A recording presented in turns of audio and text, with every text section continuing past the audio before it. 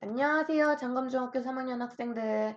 자, 오늘은 적혀 있듯이 교과서 280쪽에 있는 봉건제에 대한 내용을 알아보도록 할 건데요. 자, 우리가 지난 시간에 프랑크 왕국이라는 나라에 대해서 알아봤었죠. 자, 서로마가 멸망한 이후에 이 서로마 멸망의 주 원인이었던 게르만족의 한 종류라고 봐야겠죠, 일종의. 한 갈래였던 프랑크족이라는 족속이 세운 나라였는데요. 다른 게르만족 국가들이 빨리 멸망하는 거랑 다르게 프랑크 왕국은 상당한 기간 유지가 됐고요. 특히 카롤루스 대제라는 아주 훌륭한 임금이 등장함으로써 굉장히 전성기를 누렸던 멋진 나라였는데, 안타까운 건 이 카롤루스 대제 이후에 나라가 분열하면서 국력이 악화됐다라는 내용들에 대해서 살펴봤었어요. 기억납니까? 자, 그러면서 이 프랑크 왕국이 굉장히 이제 약화된 위기에 빠졌는데, 그 위기 속에서 심지어 이민족, 특히 바이킹으로 대표되는 이민족의 침입까지 곁들여지다 보니까 상당한 이제 위기가 닥치게 되는데, 이걸 극복하는 과정 중에서 극복하는 과정 속에서 성장한 지방 세력들과 기존에 있던 프랑크 왕국의 국왕 사이에 새로운 관계를 만들게 되면서 봉건제라고 하는 지방으로 권력이 나눠지는 지방 분권적인 형태의 제도가 출현을 하게 됩니다. 요 내용까지 저번 시간에 우리가 살폈는데요. 자, 그런데 이 봉건제, 실은 역사학자들도 굉장히 아직도 연구를 많이 하는 상당히 어려운 제도예요. 이 어려운 제도를 그래도 이게 중세의 큰 축 중에 하나거든요. 저번에도 얘기했지만 중세하면 가장 대표 키워드이자 중세하면 빠질 수 없는 게 바로 이 봉건제랑 크리스트교거든요. 그래서 오늘은 이 두 축에 대해서 살펴볼 거예요. 그러니까 굉장히 어려운 내용이지만 안 보고 넘어갈 수가 없어요. 봉건제. 중학교 수준에서 약간 정리된 버전으로 좀 보도록 할 건데요. 쌤 나름대로 쉽게 공부하라고 학습지 이렇게 만들어놨는데 내용 확인하셨나요? 교과서 280쪽하고 비교해서 좀 미리 정리해 두시면 더 좋을 것 같은데요, 여러분. 아마 이거 교과서 미리 예습한 친구들도 읽으면서 이게 뭔 말이야, 멘붕 이러면서 공부를 했을지도 모르겠다는 생각이 들어요. 실은 선생님도 이거 처음 공부할 때 좀 어려웠었거든요. 자, 정리 차근차근 한번 해보도록 합시다. 먼저 이 프랑크 왕국의 위기 속에서 등장한 봉건제.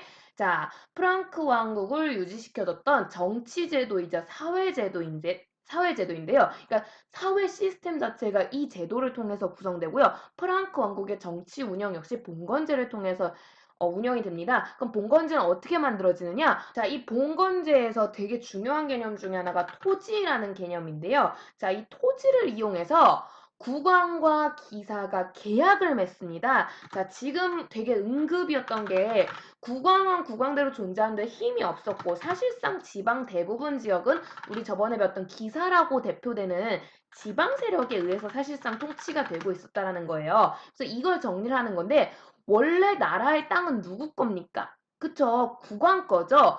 국왕 건데 실제로 지금 이 국왕이 이 토지를 다스릴 힘이 없었잖아요. 그쵸? 그렇기 때문에 이 토지를 기사에게 나눠준 것처럼, 기사야 네가 나 대신 통치하렴이라고 한 것처럼 일종의 계약을 맺습니다. 둘 사이에. 그거를 봉건제라고 하는데요.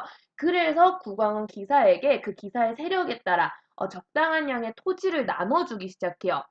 기사 입장에서도 공짜 토지라고 할 수는 없죠. 그래서 공짜가 아니니까 이 기사가 이 땅, 그러니까 이거를 이제 영토할 때 영자를 써서 땅을 다스리는 주인, 영주가 되거든요. 이때부터 계약을 통해서. 계약을 통해서 이 사람들이 이제 영주라는 존재가 돼요. 그러니까 그 지방에 가면은 얘는 이제 기사님이라고 라기보다는 영주님이라고 불리기 시작하거든요. 영주가 됐잖아. 근데 세상에 공짜는 없으니까 날 영주로 만들어준 대가로 나는 이제 국왕에게 충성을 다하겠습니다. 이런 이제 계약을 맺는 거고요. 동시에 이제 충성의 대가로서 국왕에게 그 토지에서 나오는 일정량의 세금이라든가 혹은 국왕이 위기 상황에 빠졌을 때 군사를 도와준다든가 이런 식의 이제 의무를 지니기 시작합니다. 자, 그러면서 이 계약 좀 독특해요. 보니까 계약을 맺음으로 인해서 둘 사이에 의무가 생겨버리는 거야. 자, 국왕은 충성을 받는 대가로서 이 계약으로 토지를 반드시 줘야 한다는 의무가 생기는 거고요. 그러니까 토지를 못 주면 기사는 충성을 바칠 이유가 없는 거야.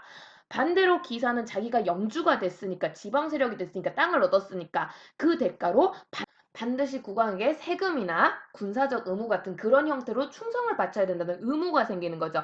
그래서 이 계약, 그냥 계약이 아니라 쌍방이 모두 의무를 짓는 계약입니다. 그래서 이 성격을 흔히 쌍무적 계약 관계라고 불리게 되고요. 이 쌍무적 계약 관계에 따라 국왕은 주인이 됐어요. 이걸 우리가 흔히 주군이라고 표현을 해요. 주군의 태양 그 드라마 할 때 그 주군 아니고요. 그래서 주군이라고 표현을 하게 되고요. 그러면서 그 대가로 봉건제에 의해서 이 기사는 신하가 됐습니다. 그래서 흔히 이걸 우리는 봉신이라고 부르게 돼요. 그러면서 프랑크 왕국 쇠퇴 이후에 토지를 이용해서 계약을 체결해서 국왕은 주군, 기사 혹은 영주라고 불리는 이 지방 세력은 봉신, 으로서 주종관계, 주인과 종의 관계를 형성하게 되고요. 이 주종관계 속에선 쌍방이 모두 의무를 지닌다. 그래서 이 특성을 쌍무적 계약관계라고 부르게 됩니다. 이해됩니까, 여러분? 그래서 내가 너에게 땅을 주는 이유는 다 필요 없어. 계약이기 때문이야. 네가 나에게 충성을 바친다고 계약을 했기 때문이야. 그래서 만약에 이 계약이 어그러져. 기사가 땅을 받지 못한다든가 혹은 기사가 제때 세금을 내지 않아. 그럼 언제든 이 계약은 파기가 된다라는 거지. 이해됩니까? 그래서 쌍무적 계약관계에 봉신은 주군에게 충성과 봉사를 서약하는 거고요. 그 대가로 주군은 봉신에게 반드시 뭘 줘야 된다? 토지를 줘야 된다라는 건데요. 다만 이 토지를 줄 때 이 토지가 봉건제에 의한 토지라고 해서 흔히 책에 따라서는 이걸 봉토라고 표현을 하기도 하고요. 이 봉토를 가져감으로써 이 영주가 자기의 땅을 가지고 뭐라고 부르냐면 자기가 받은 땅을 장원이라고 흔히 불렀어요. 그래서 이 땅은 토지, 봉토, 장원 다양한 표현을 쓰이게 되고요. 그러면서 이런 내용을 담은 계약을 통해서 주종관계가 형성된다라는 거야. 이해됩니까, 여러분? 그래서 되게 서양의 봉건제도가 특징이 있어요. 그냥 나온 게 아니에요. 이게 계약이라는 것도 쌍방이 의무를 지니는 쌍무적 계약관계라는 특징이 있다라는 거고요. 그렇기 때문에 여기 적혀 있죠. 어느 한쪽이 의무를 지키지 않는다면 계약은 언제든 깨질 수 있습니다. 근데 되게 신기한 게요. 이 봉건제라는 시스템이 서양에서만 나온 게 아니래요. 실은 이 봉건제도는 중국에서도 출현을 하게 되는데요. 우리가 아직 중국사를 안 배웠죠. 그래서 나중에 혹시 이 코로나 때문에 완전 꼬여버려가지고 중국사를 할 수 있을지 모르겠는데 이 중국사를 지탱하는 큰 제도가 두 개예요. 보통은 중국에 많은 나라들이 있었는데 이 나라들이 약간 색깔 차이는 있을 수 있으나 대부분 크게 봉건제 아니면 군현제라는 제도로 나라를 다스렸거든요. 군현제는 참고로 우리나라랑 똑같아요. 왕이 지방관 보내가지고 다스리는 거 그런 방식이고요. 봉건제 역시 이때도 왕이 혼자 못 다스리는 거지. 지방 분권적인 거지. 황제죠. 중국 방식으로는. 황제가 자기가 그 넓은 중국 땅을 혼자 못 다스리니까 지방 세력에게 대신 맡기는 거예요. 그래서 지방 세력에게 땅을 나눠주는데 그건 똑같아. 그러니까 봉건제도는 무조건 땅을 나눠줘야 돼요. 주인이 신하들한테 땅을 나눠주는데 앞에 서양의 봉건제도는 이 쌍무적 계약을 통해서 국왕이 땅을 나눠줬다면 중국의 봉건제는 내가 너에게 땅을 주는 건 너에게 믿음이 있어야. 너랑 나는 가족이거든.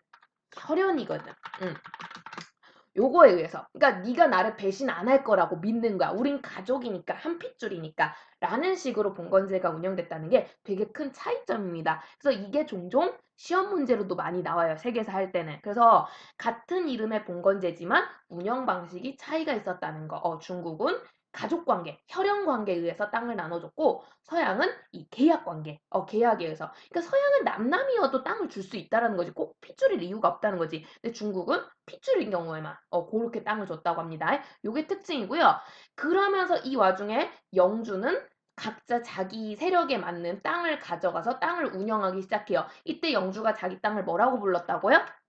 그쵸. 장원이라고 불렀죠. 그러면서 이 봉건제는 자연스럽게 이 장원을 관리하는 제도, 장원제도와 함께 세트로 운영이 됩니다. 자, 그래서 왜냐면 영주가 장원을 제대로 운영하지 못하면 장원에서 세금을 갖다 바칠 수가 없고 그러면 계약이 깨지면 봉건제가 무너질 거 아니에요. 그쵸? 그래서 장원을 잘 운영을 해야 이 봉건제가 온전하게 유지가 되는 거야. 그래서 봉건제랑 장원제는 항상 세트로 간다라고 보시면 되겠고요. 그럼 장원이란 무엇이냐? 자, 다시 정리해 봅시다. 장원제. 자, 봉신 바로 영주 세력이 신하 세력이 기사 세력이 죽은 국왕에게 충성과 봉사, 그러니까 세금이나 군사 같은 의무를 대가로 해서 받은 토지를 일컬어 장원이라고 부르고요. 이 장원의 주인이 된 봉신은 뭐라고 불린다고? 영주라고 불린다고. 그래서 영주가 되어서 장원을 관리하기 시작하는데 이와 관련된 모든 내용을 장원제라고 부른다. 그러면서 장원제는 반드시 뭐랑 세트다? 봉건제랑 세트다. 그래서 둘 중에 뭐가 하나 휘청거리기만 해도 무너질 수밖에 없다라는 거 꼭 이해하셔야 되고요. 그런데 이 장원, 계약에 의해 나눠진 토지에 의해서 이제 운영이 되다 보니까 구조가 장원별로, 원래 장원별로 다른 사람이 갖는 거잖아요. 근데 큰 틀은 비슷했다고요. 그래서 그 장원을 이끄는 주인인 영주의 성이 보통 이제 중심에 있고요. 마을 중심에 있고요. 그 마을에 이제 크리스트 교사회니까 교회라든가 그 마을 사람들이 살아가 촌락 그리고 이 마을 사람들이 써야 될 여러 가지 시설들 이런 것들을 위치해 놓는데 근데 다만 구조가 비슷할 뿐이지 여기서 세금을 얼마나 받느냐 뭐 혹은 혹은 종교 같은 것도 종교도 얼마나 세력을 강화시켜 주느냐 뭐 혹은 군사를 강화시키느냐 문학을 강화시키느냐 뭐 이런 느낌 있잖아요. 요런 것들은 장원별로 되게 색깔이 다릅니다. 왜냐하면 여기는 지방분권적인 사회이기 때문에 그러니까 이 계약이란 게 말 그대로 땅을 영주한테 줬잖아요. 이 영주한테 준 순간 영주가 계약을 파기할 만한 뭔가 잘못을 저지르지 않는 한 국왕은 이제 이 땅에 간섭할 수가 없는 거예요. 간섭할 수가 없어요. 그래서 영주가 전봇대로 뭐 자기 이빨을 쑤시고 개미 똥구녕을 쑤시고 막 이상한 짓을 해도 국왕은 전혀 일절 간섭할 수 없어요.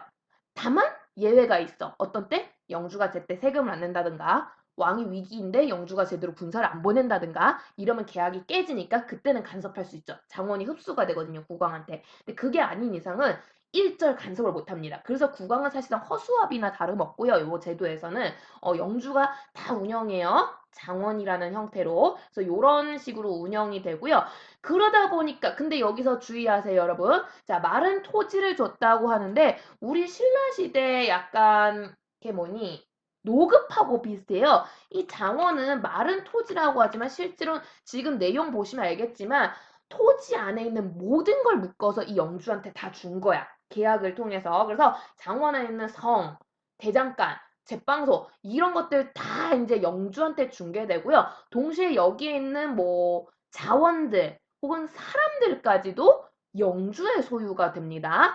그렇다 보니까 실은 이때가 이제 약간 게르만족이 저번에 얘기했듯이 로마보다 문화 수준이 좀 떨어졌잖아요. 그러니까 문화 수준이 떨어지다 보니까 원래 로마는 농업이건 상업이건 뭐건 되게 다양하게 발전도가 되게 높았던 나라인데 이제 위기 상황이었잖아. 그러니까 막 이민족도 쳐들어오고 그런 상황에서 밖으로 막 교류하러 다닐 수 있겠어요?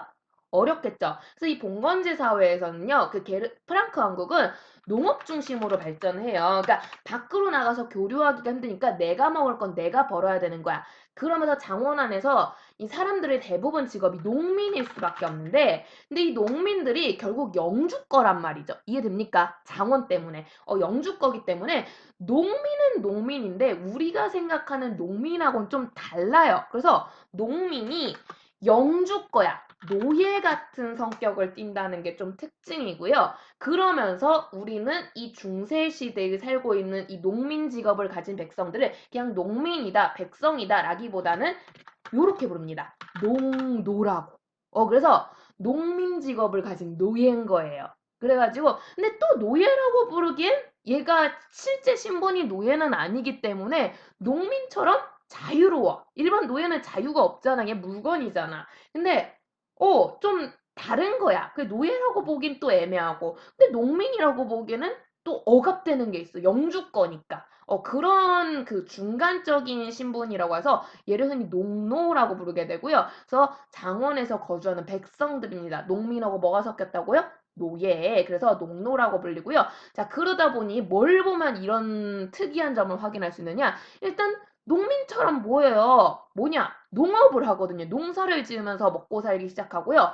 세금만 낼 수만 있다면, 세금만 낸다면 세금을 낸 것 이외에는 모두 다 지 거야. 그러니까 이 농노는 재산을 모을 수가 있어요. 노예라면 물건이니까 본인 스스로가 재산이 돼 버리니까 재산을 모을 수가 없잖아요. 근데 세금만 납부하면 농노는 자기 재산을 마음껏 모을 수 있어요. 물론 문제점은 세금이 좀 많다라는 거지만 그래서 재산을 모을 수가 있고요. 뿐만 아니라 농사일 막 짓다가 나이가 좀 먹고 이제 좀 컸어. 농사 짓는데 밭농사 감자 막 감자가 있든 없다. 미안. 그 밀 같은 거 막 심고 있는데 옆에 옆 땅에 이쁜 아낙네가 나와가지고 또 밀 추수하는 거 보는 거야. 그러면서 눈이 뿅 맞아. 그럼 뭐 할까? 결혼. 결혼도 자유롭게 가능해요. 참고로 노예는 안 돼요. 노예는 물건이기 때문에 주인 허락 없이는 그 어떤 것도 못 해요.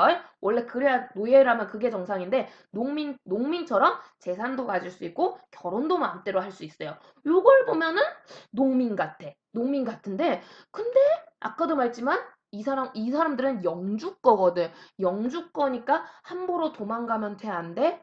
안 돼요. 그래서 항상 이 장원에 얽매여 있어요. 장원에서 떠날 수가 없어요. 그렇기 때문에 내가 뭐 세금이 무겁다, 여기 사람하고 대판 싸웠다 등등의 이유로 이동을 할 수가 없어. 이사를 할 수가 없어요. 그 점이 되게 일반 농민하고는 다른 거죠. 내가 진짜 자유로운 농민이면 다른 땅으로 이사를 갈 수 있어야 되는데 이 사람들은 그게 안 돼요. 이사를 못 하고요.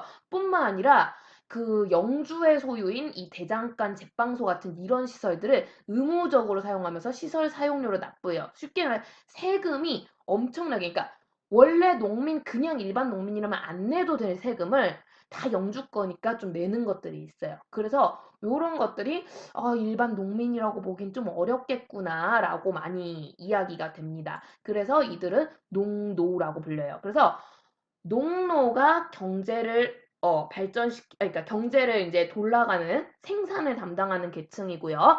그 농노들을 관리하면서 땅을 운영하는 애들이 영주. 근데 이 영주가 땅을 받을 수 있게 된 건 계약에 의한 봉건제 때문. 요런 식으로 해서 좀 어렵죠, 여러분. 이 제도라서 근데 이 우리나라는 이런 시스템이 없었거든. 낯설어도 되게 어려운 개념인데 잘 정리하시기 바랍니다. 특징적인 것만 다시 한번 정리할게요, 여러분. 자, 봉건제입니다. 봉건제. 반드시 뭘 나눠줘야 된다? 토지. 누구한테? 봉신한테. 누가 나눠줘요? 주군이. 그래서 주군과 봉신 사이에 토지를 이용해서 주종관계를 형성하는데 이 토지를 나눠줄 때 뭘 맺는다? 계약을 맺는다. 그러면서 이 계약, 서로 의무를 가지면서 계약을 맺어요. 쌍무적 계약관계고요. 쌍무적 계약관계. 이 쌍무적 계약관계에서 땅을 가져가면서 이 영주는 이 땅을 뭐라고 부른다? 장원. 그래서 장원제라는 시스템으로 땅을 운영했다, 통치했다라고 볼 수 있고요. 이 땅 속에서 영주를 위해 이제 막 농사를 짓는 요런 애들을 농노라고 불렀다라는 거 이해됩니까?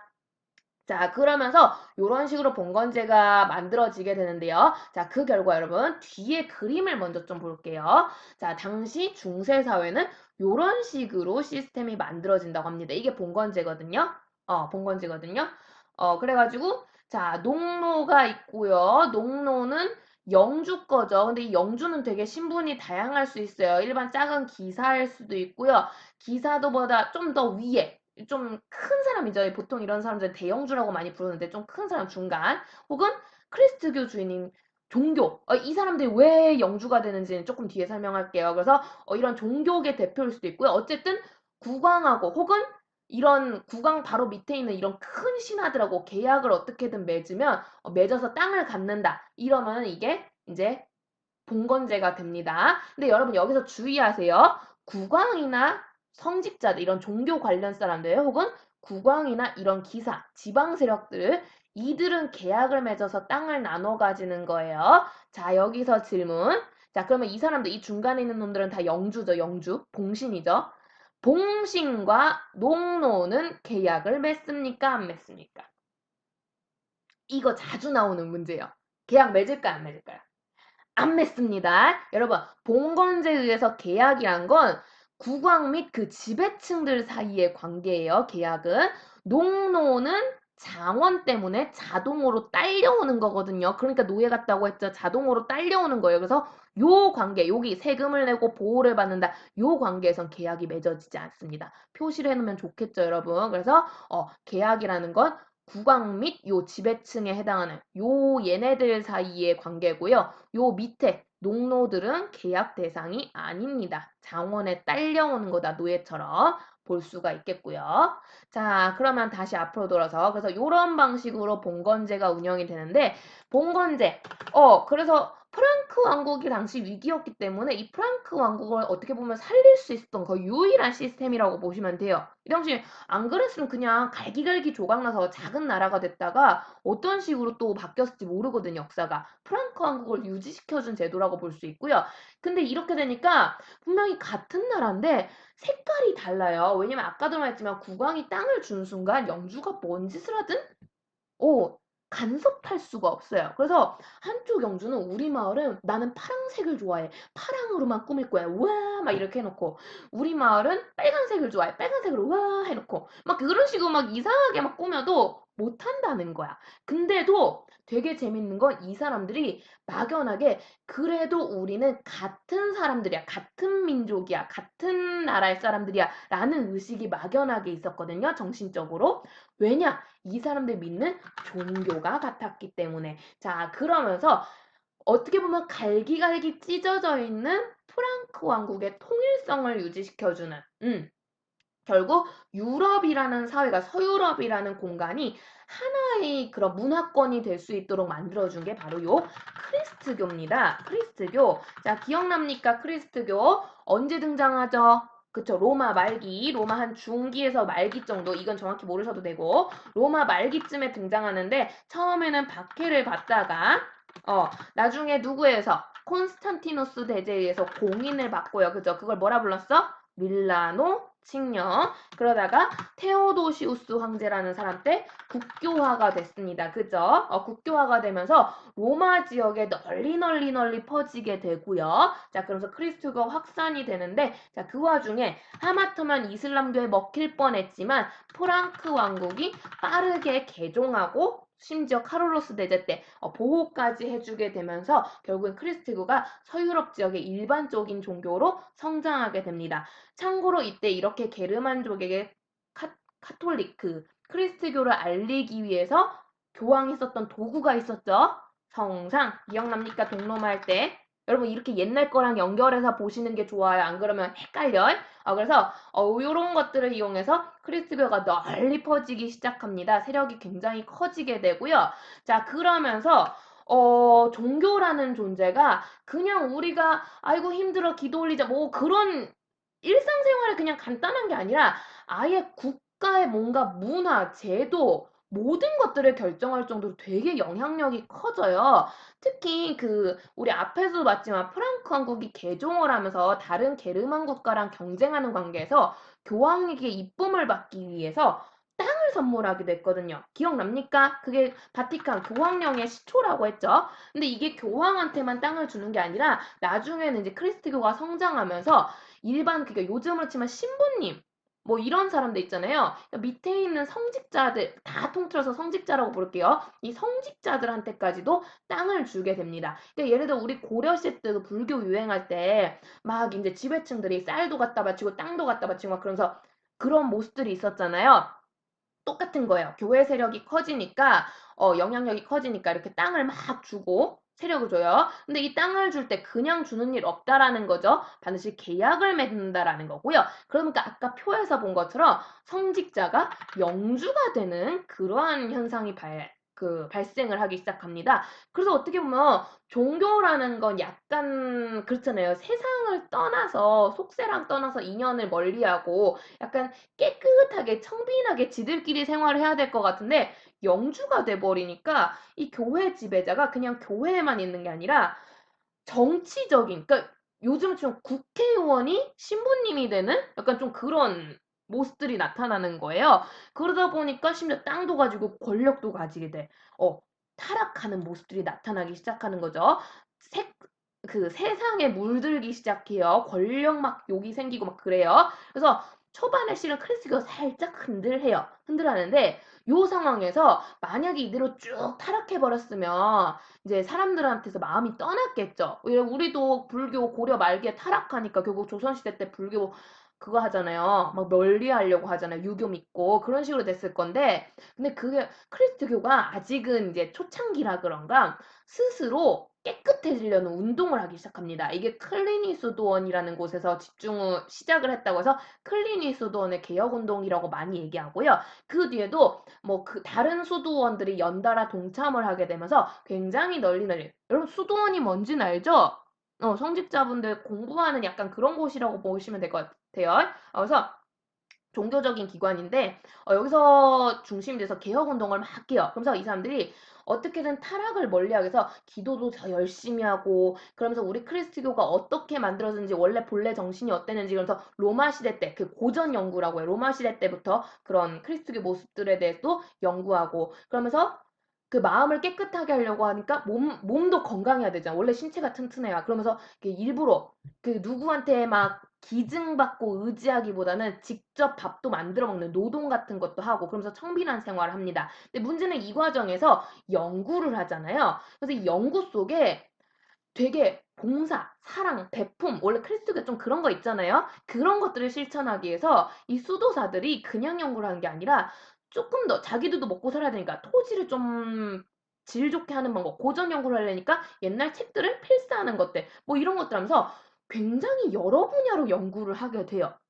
그래서 되게 당시 중세가 솔직히 게르만족이 이제 나라를 세우게 되면서 게르만족이 계속 얘기했지만 로마보다 좀 수준이 떨어졌어요. 떨어져가지고 사실 기술력이나 경제력이나 여러 가지가 많이 힘들었는데 그거를 극복시켜 줄 수 있는 여러 가지 발전들을 얘네가 야기를 시키는 거예요. 그래서 되게 연구를 많이 해요. 그러니까 사람들 입장에서는 더더욱 종교에 의지를 하게 되는 거죠. 신부님들이 와가지고는 이렇게 하면은 농사가 더 잘 돼요. 거름 뿌리는 법 같은 것도 알려주고 그리고 당시 이제 아직까지는 그 가장 고급진 언어가 라틴어였거든요. 그러니까 이게 로마가 쓰던 언어다 보니까 물론 그 지들끼리는 뭐 영어, 프랑스어 이게 불어 같은 거 쓰고 그러는데 가장 고급진 언어는 라틴어야. 그리고 대부분의 책들이 로마 거다 보니까 라틴어로 쓰여져 있거든. 근데 이 라틴어 연구를 수도원에서 해요. 그래서 좀 문화적인 거, 귀족 같은 사람들 입장에 영주들이 누리기 위해서는 이 수도원 사람들하고 친해질 수밖에 없는 거야. 이해됩니까? 그러면서 타락을 어느 정도 극복함과 방지함과 예방함과 동시에 오히려 사람들이 믿음도 커지고 의지하는 게 커지면서 교회의 세력이 더 커지기 시작합니다.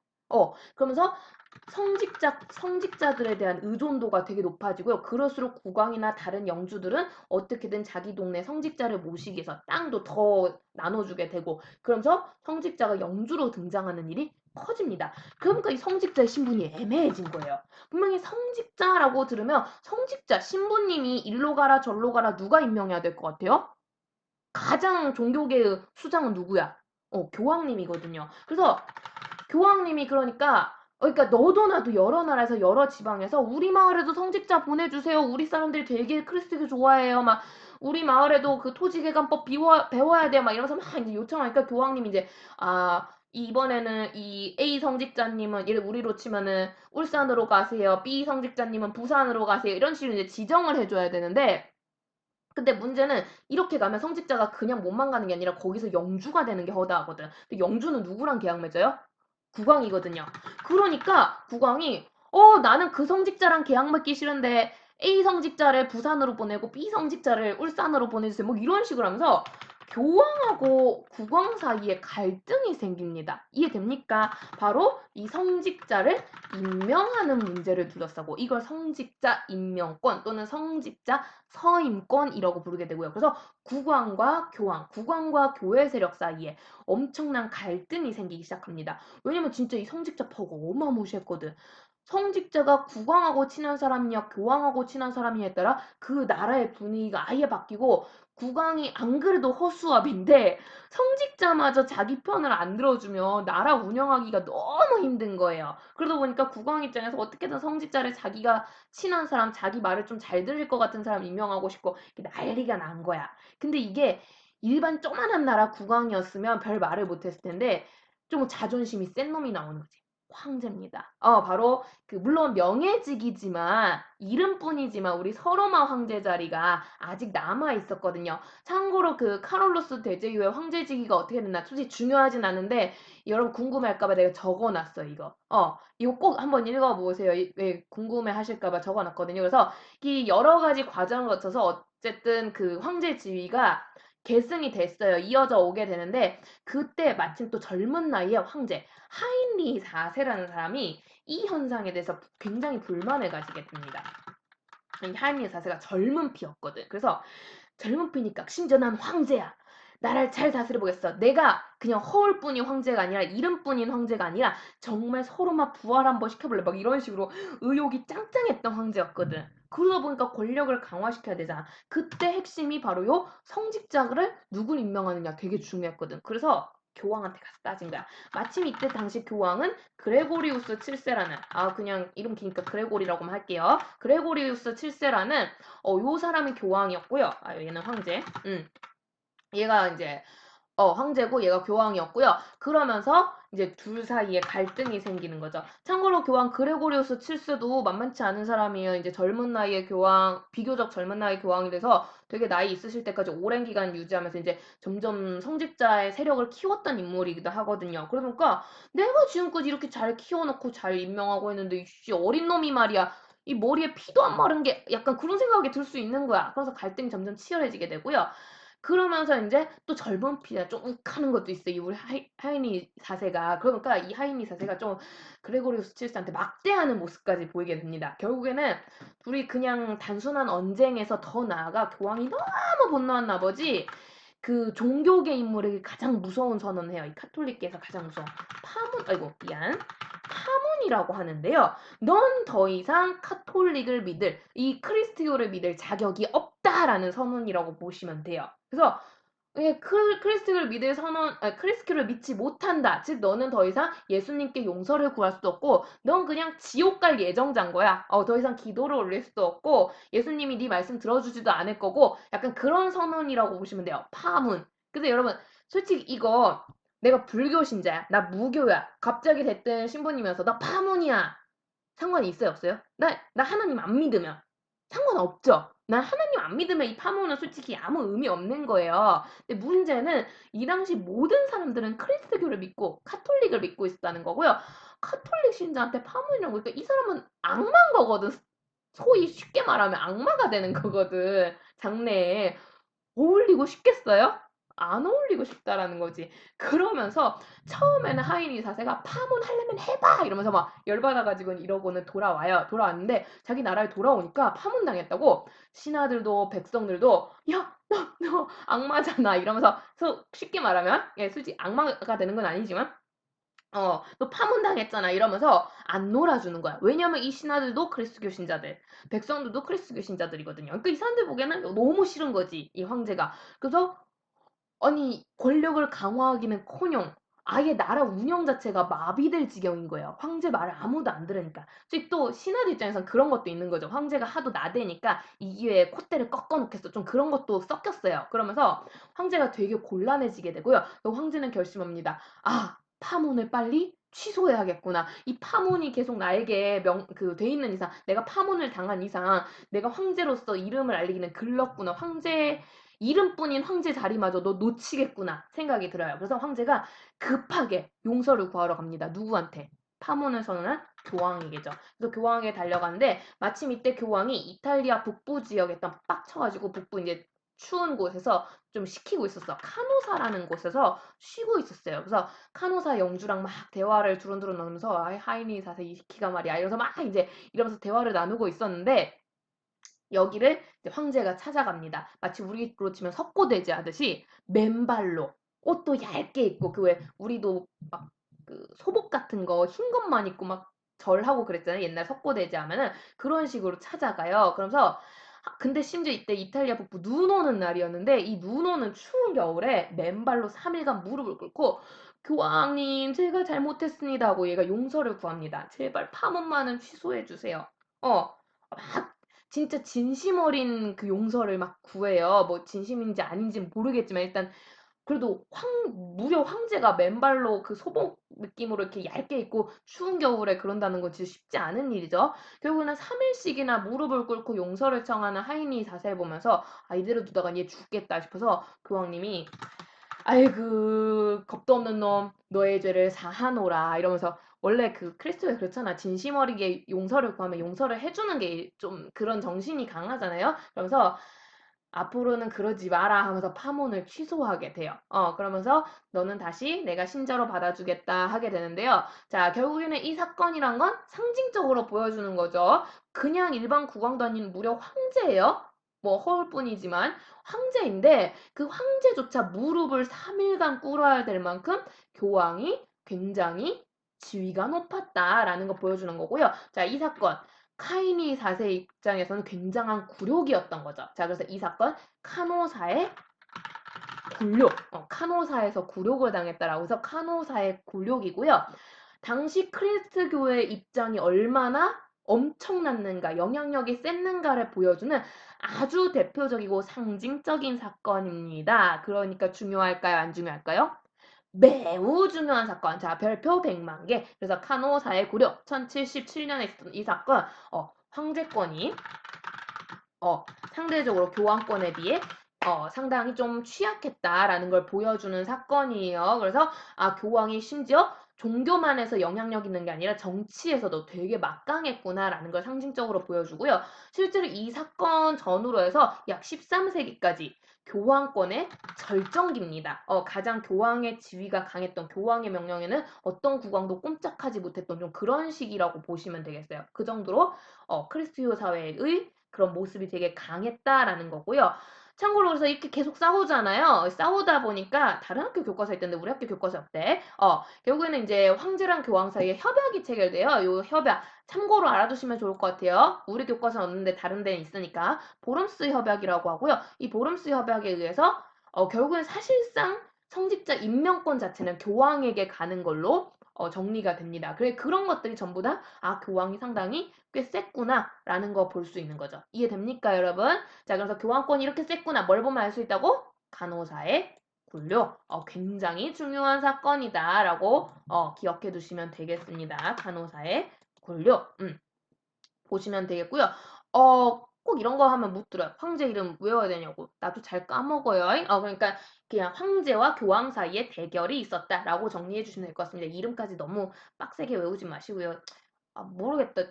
근데 내 취향은 아니에요. 이름 외우는 게. 늘 그렇잖아. 나 연도나 이런 거 별로 강조 안 하잖아요. 그죠? 들은 친구들은 알겠지만 적당히 보시면 될 것 같습니다. 내가 정말 꼭 외워야 되는 인물은 꼭 외우시라고 얘기해 줄게요. 여기는 그냥 이름은 적당히. 그래서 간호사의 굴욕. 간호사의 굴욕. 누가 굴욕당했어? 황제가 굴욕당했다. 이렇게 보시면 되겠습니다. 자, 그런 식으로 해서 정말 이 시기 봉건제라는 시스템 속에서 국왕, 황제의 힘이 굉장히 약화되고 있었고 반면 크리스트의 열기가 엄청났구나라는 거 정리해 주시면 되겠고요. 이해됩니까? 자, 그러면서 자연스럽게 여러분 이 시기 문화 크리스트교 중심으로 흘러가는데요. 그건 나중에 뒤에서 보도록 하겠고요. 자, 그럼 여기까지 정리 좀 될까요? 오늘 좀 쉽지 않은 내용인데 되게 중요한 거였어요. 중세시대 하면 빼놓을 수 없는 거예요. 봉건제, 크리스트교. 자, 둘 특징별로 정리해 주시면 되겠습니다. 자, 봉건제 특징. 쌍무적 계약관계, 장원제를 통한 유지, 그지? 그러면서 농노라는 계층이 만들어졌다. 단 농노는 계약한다, 안 한다? 안 한다. 영주랑 위에 죽음과 봉신 사이에서만 계약 맺는 거예요. 계약이고요. 자, 이 상황에서 크리스트교 무지무지 힘 세지는데 특히 여기서 결정적으로 세구나 보여준 거 뭐라고? 간호사의 굴욕, 간호사의 굴욕. 내가 진짜 많이 강조하죠. 나 이렇게까지 잘 안 하잖아. 그지? 봐주시면 되겠고요. 참고로 이 뒤에 요 내용들은 조금 이제 참고 자료입니다, 여러분. 그래서 이게 보름스 협약도 그렇고 이후에 교환권이 어떻게 돼가느냐 이게 교과서에 제대로 나오지 않아요. 나오지 않는데 이제 뒷내용이 조금 연결이 되거든요. 그래서 읽어서 간단히 봐주면 되겠고요. 다만 요거는 좀 체크해 둡시다. 자, 중간에 보시면 알아두시면 좋은 인물이에요. 교과서에 있거든요. 인노켄티우스 3세, 흔히 이노센트 3세라고 불리는데요. 그러니까 이게 영어 버전으로 읽느냐, 프랑스어 버전으로 읽느냐, 라틴어 버전으로 읽느냐 이런 차이예요. 그러니까 너무 이름 왜 이래 이러지 말고 쉬운 걸로 보세요. 그래서 이노센트 3세, 인노켄티우스 3세라고 불리는 이 아저씨, 교황님입니다. 자, 교황권 가장 절정기였던 인물이에요. 그래서 그레고리우스 7세보단 이 아저씨를 이름은 기억해 주시는 게 더 좋아요. 그래서 얼마나 잘 나갔느냐? 이런 발언을 할 정도로 잘 나갔다라고 보시면 되겠습니다. 그래서 교과서에 있으니까 참고 삼아 보시고요.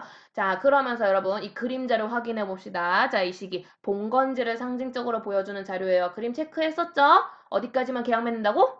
여기. 요 지배층끼리 녹록 계약 안 한다 표시해 주시면 좋겠고요. 자, 오른쪽 그림 간호사의 굴욕입니다. 자, 설명 들었으면 이제 이해가죠? 여기 위에서 너의 죄를 사하노라. 이 아저씨가 교황님이고요. 밑에 무릎 꿇고 있는 잘못했어요. 이 아저씨가 황제인 거죠. 이 사람은 간호사 영주입니다. 중간에 중재자 역할 해줬어요. 이 중요하지 않아요. 이 아저씨는. 아줌마인가? 뭐 어쨌든 중요하지 않고요. 이분은. 그래서 황제가 무릎 꿇고 있구나. 봐주시면 되겠고요. 자, 그러면서 교황권이 이렇게 카노사의 굴욕 시작으로 13세기까지 굉장히 강화되고 있었다라는 거. 이것도 우리 교과서에는 없는데 다른 데는 있어서 가져왔어요. 선생님 한번 보시면 좋을 것 같아서. 그래서 클리니스도 개혁 운동에 카누사 굴욕 거치면서 강해지다가 이건 뒤에 배울 겁니다. 십자군 전쟁 지나면서 점점점 약화된다라는 거 볼 수 있고요. 반면 황제권, 국왕권이라고 보셔도 마찬가지예요. 국왕권은 봉건제에서는 점점점 약해지다가 나중에 가면 다시 세진다. 세지는 건 뒤에 가서 보도록 하겠습니다. 자, 요런 식으로 흐름 잡아주시면 되겠어요. 오늘 내용 진짜 쉽지 않은데, 보시다가 막히거나 좀 설명이 이해가 안 간다는 거 얼마든지 댓글 남겨주시고요. 선생님, 제발 부탁인데 댓글은 닉네임 말고 실명이나 학번으로 좀 남겨주세요. 그래야 쌤이 누구구나 기억하기가 더 좋으니까, 여러분. 자, 그러면 오늘 내용은 여기까지.